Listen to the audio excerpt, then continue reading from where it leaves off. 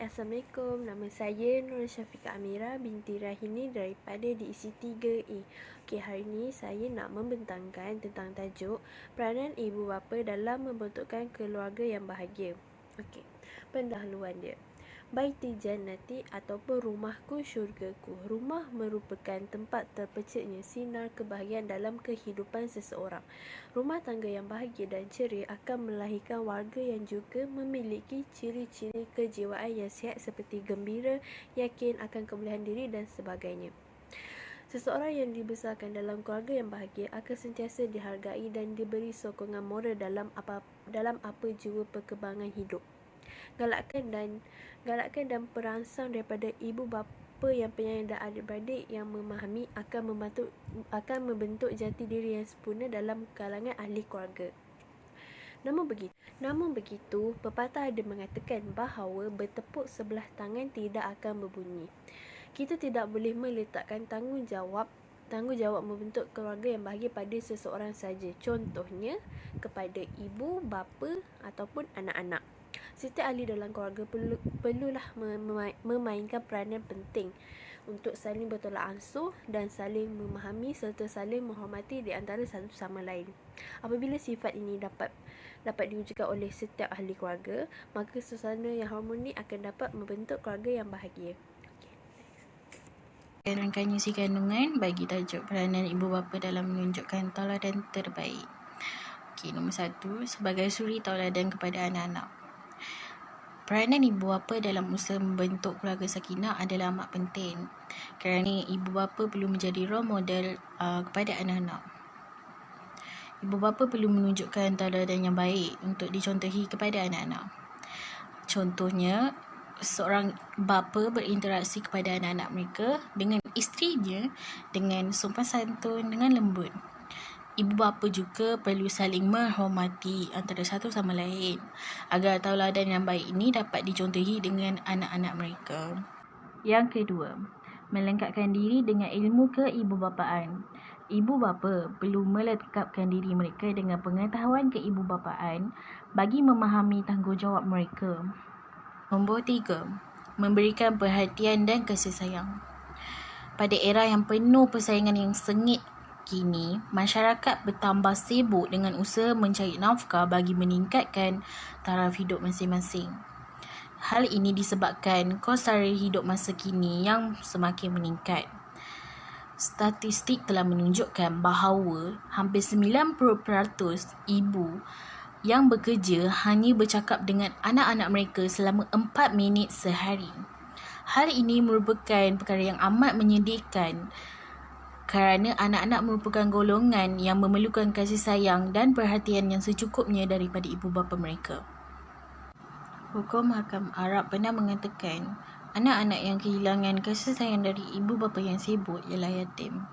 Oleh itu, demi membentuk keluarga yang bahagia, ibu bapa merupakan peneraju kehidupan dalam sebuah keluarga perlu meluangkan masa yang berkualiti bersama anak-anak mereka. Yang keempat, memberikan didikan agama dan moral. Didikan agama dan moral yang sempurna dalam kalangan generasi muda juga dapat menyumbang ke arah pembentukan sebuah keluarga yang bahagia. Hal ini disebabkan pegangan agama dan nilai moral yang kuat dapat membentuk nilai sasiah yang tinggi di kalangan generasi muda. Yang kelima, mengawasi perlakuan dan memantau kegiatan anak-anak. Ibu bapa harus mengawasi perlakuan dan memantau kegiatan luar anak-anak supaya mereka yang berumur setahu jagung dan rasa tapak pinang tidak terjebak dalam kancah negatif.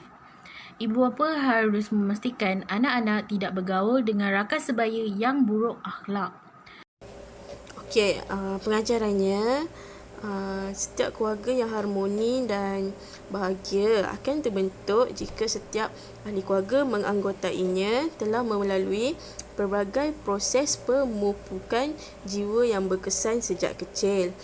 Sesungguhnya, benarlah bahawa kata-kata bahawa anak-anak jika diajar erti kebersihan, mereka akan menjadi seorang yang pembersih, dan jika diajar erti tanggungjawab, mereka akan menjadi seorang yang bertanggungjawab. Dan jika mereka diajar erti kasih sayang, maka mereka akan menjadi seorang yang penyayang. Okey.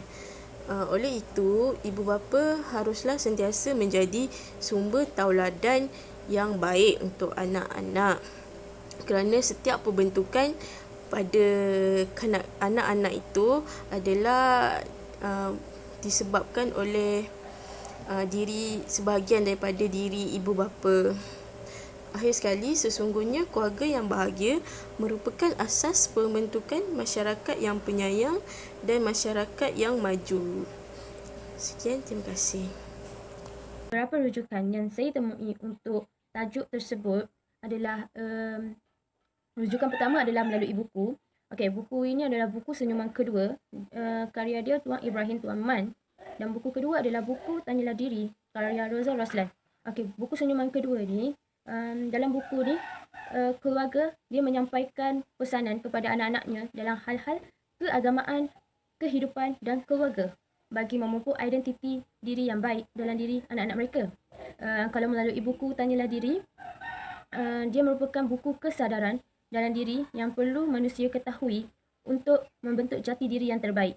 Rujukan kedua yang saya temui adalah melalui artikel. Okay, artikel ini daripada artikel Women Online Magazine.